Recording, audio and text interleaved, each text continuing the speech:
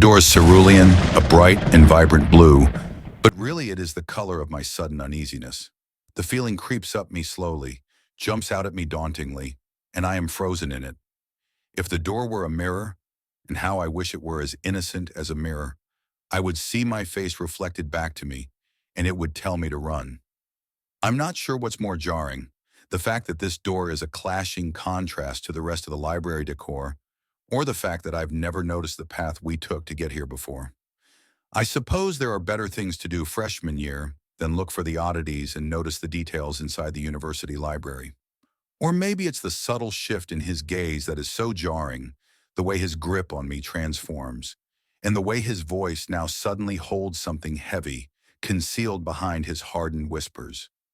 It seems impossible to retreat now, and even if I had the courage to turn and run away, following my screaming gut all the way down the stairs and out the library doors, there is still a part of me that is curious, hopeful, lustful. Wasn't dating a professor supposed to feel dangerous? Wasn't that how it felt just moments ago when he'd pressed me up against the wall of shelved books downstairs and kissed me? And I thought to myself, is there anything more thrilling than this?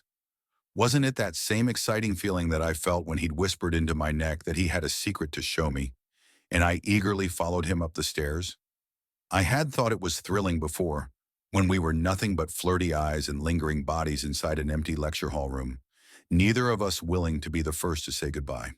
He chipped away at his desk with his nails while I'd fingered it, tracing circles and pathways across the dark mahogany wood.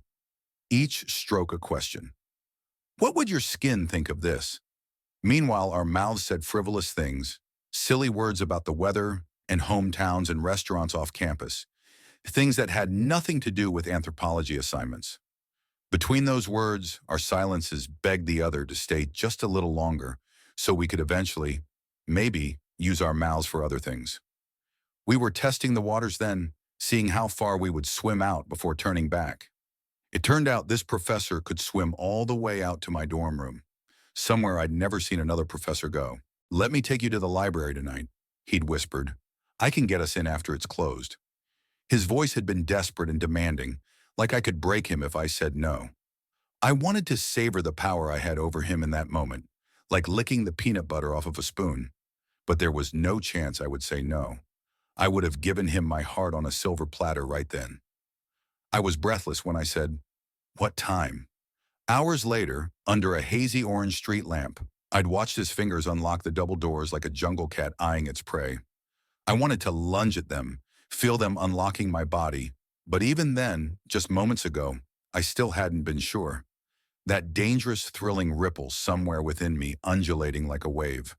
There is nothing illegal about doing the things we both wanted to do, just a school policy that both of us treated like nothing but a suggestion.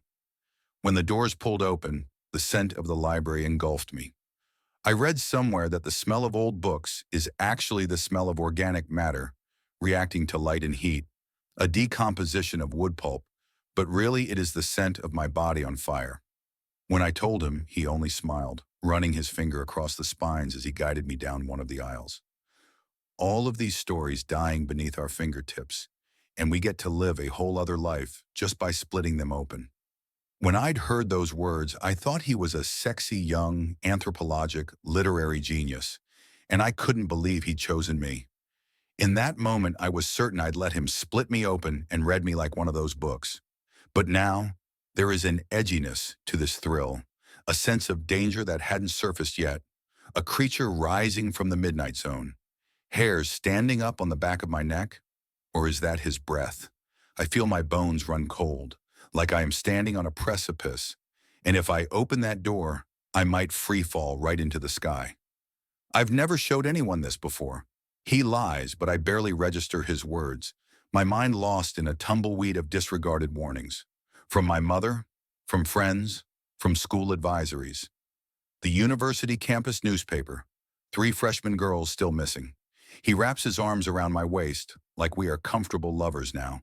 Like the one kiss we shared downstairs turned our student-teacher relationship into something more intimate.